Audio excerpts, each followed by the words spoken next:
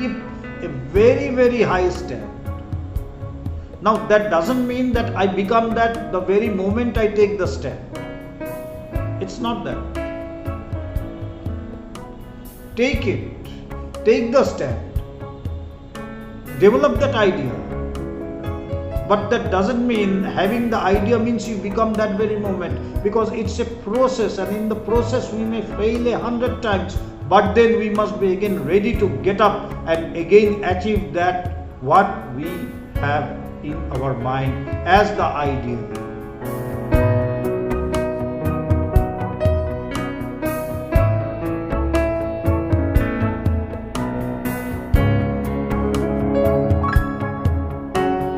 Stand upon the self.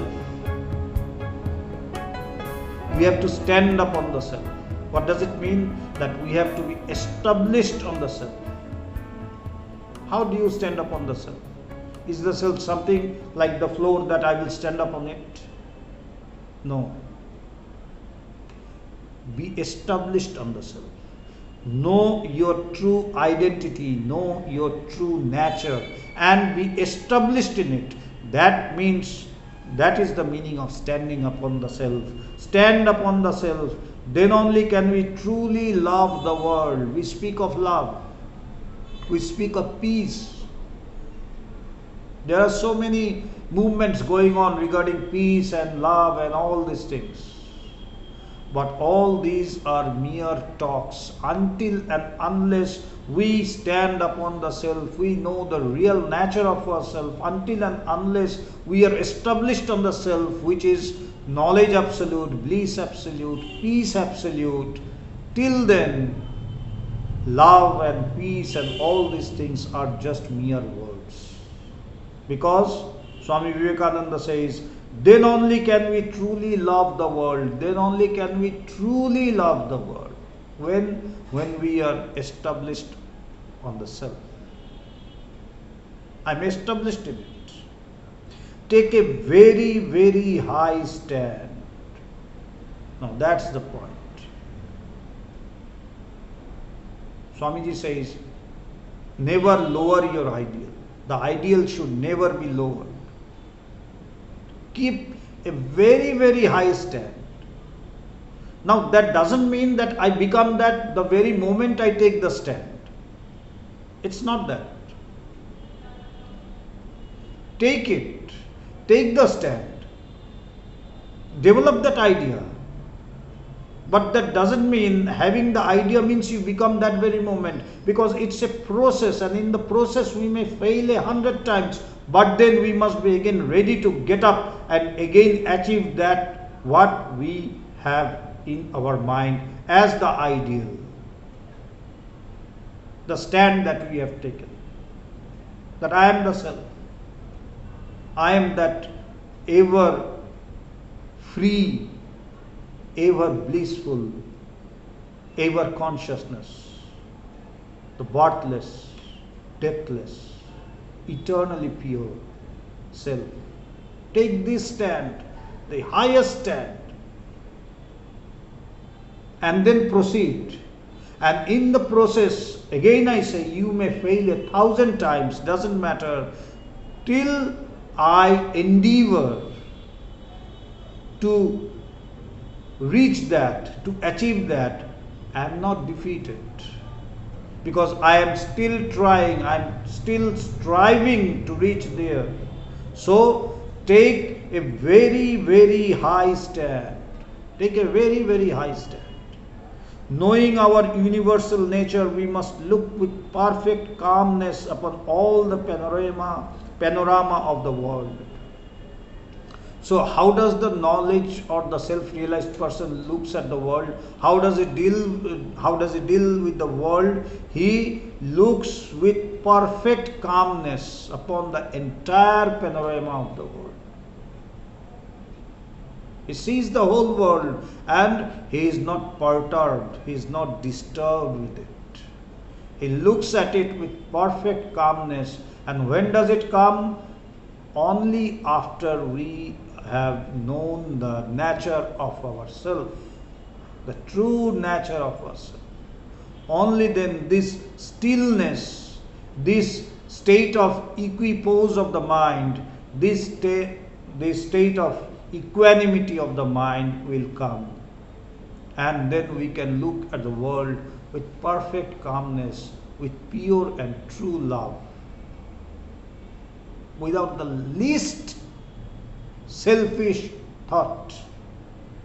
It will be purely selfless. Knowing our universal nature, we must look with perfect calmness upon all the panorama of the world. It is but baby's play, and we know that so cannot be disturbed by it. What do we know? One who has known the universal nature of himself, he or she knows that this entire world that we are seeing is but a baby's play. It's the play of a child. So he can never be disturbed. When two children are playing among themselves, they fight, they quarrel, they fight. But the elder ones, what do? They do not engage in fight. They go and they just take them off, and they try to make peace, try to make them understand. But to them that play is real, 100% real. And one will be blaming the other. He will say that he has cheated me, and the other will say, no, you have cheated me. And then they will quarrel, they will fight, they will have all sort of things. And the elder ones, they will be laughing that, oh, how pity, Similarly with the world, the one who has realized his or herself will look at the world like the play of a child, and that is why he or she will be least disturbed. If the mind is pleased with praise, it will be displeased with blame. If our mind is pleased with praise, if someone praises us and we feel elated, like, oh fine, he has praised me, so really I have done something very good. If I have that feeling, then if someone says evil of me, I will become sad. That is for sure. I cannot have one, or I cannot take one and leave the other. If I have to take, I have to take them both. I have to take both. So, what is the way? Don't feel the effect, or don't be affected with your praise or your blames. Be perfectly calm. If someone is praising you, good. If someone is blaming you, that too is good. It's equal. Because the person who is blaming me will be praising me tomorrow, and one who is praising me today will be blaming me tomorrow. This is how the world goes. So this is just the play of the world. It is like the play of the child.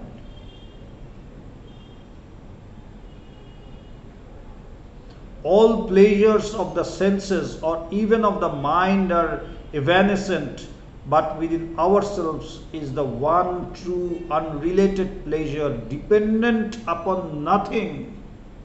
The pleasure or the bliss that we have when we realize the self, that is not relative, that is the absolute, and hence that pleasure or that bliss cannot be affected by anything whatsoever. It will be as it is. If my bliss is affected with something, then I have to know that my knowledge is not yet perfect. I may have God realization, I may have self-realization, but there are deep, variations in the depth of God realization or self-realization. Two persons who have realized the self doesn't necessarily have to have the same state.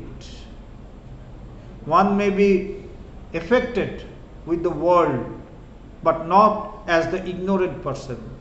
And the other may not be affected in the least way with anything. Why?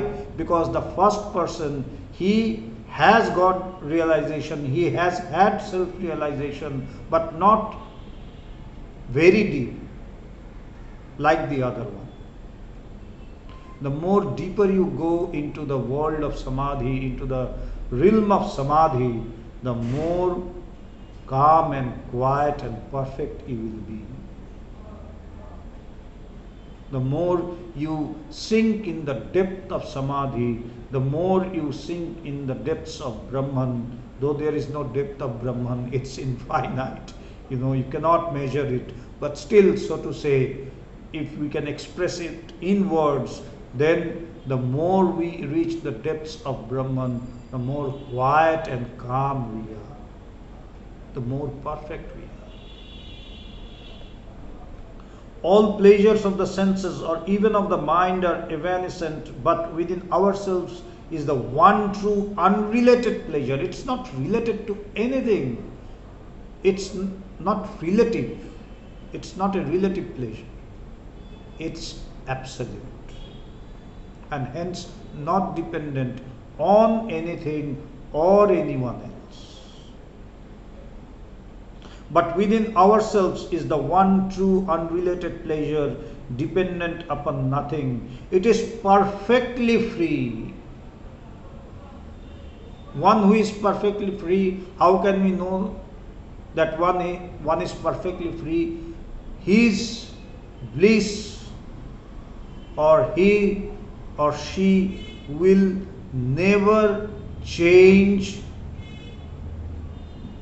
or there will be no change in him or her due to time, space, or causality. There will be no change.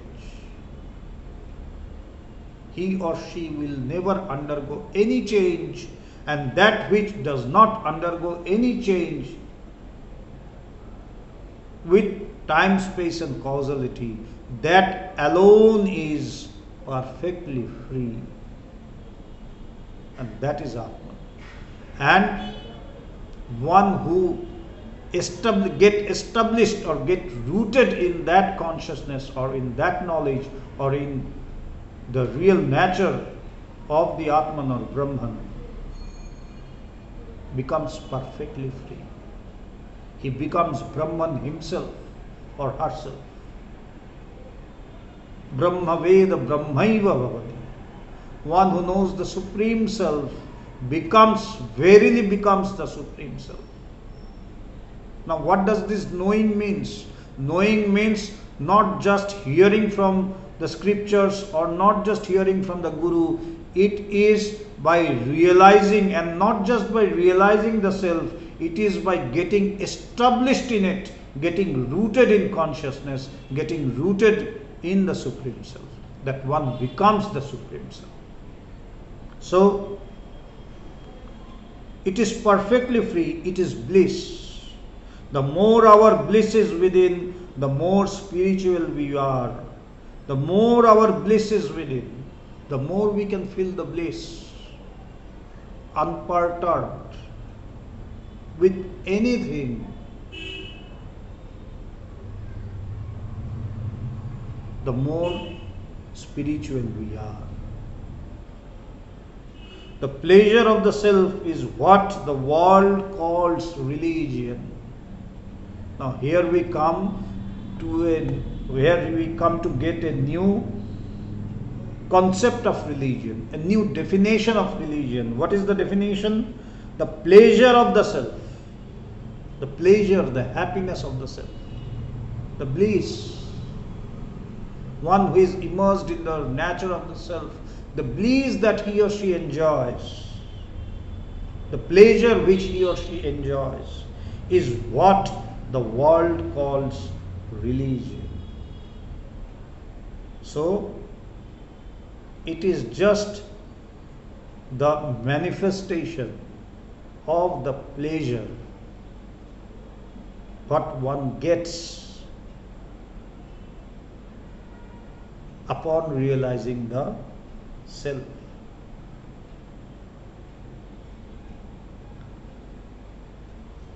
The internal universe, the real, is infinitely greater than the external.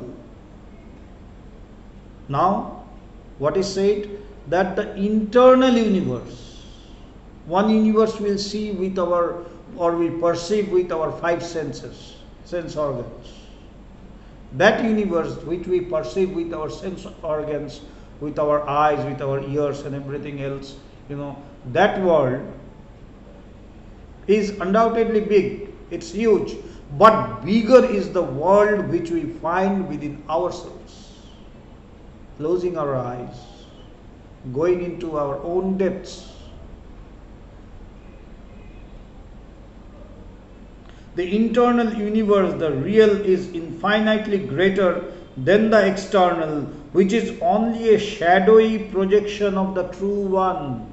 This external universe is just a shadowy projection of the internal universe which is within us.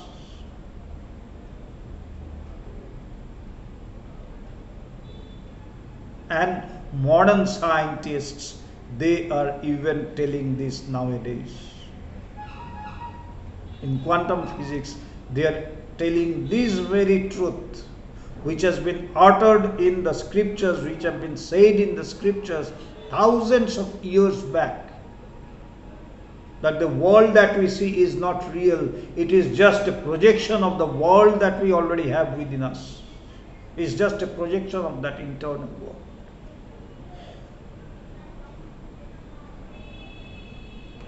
Which is only a shadowy projection of the true one. The world is neither true nor untrue.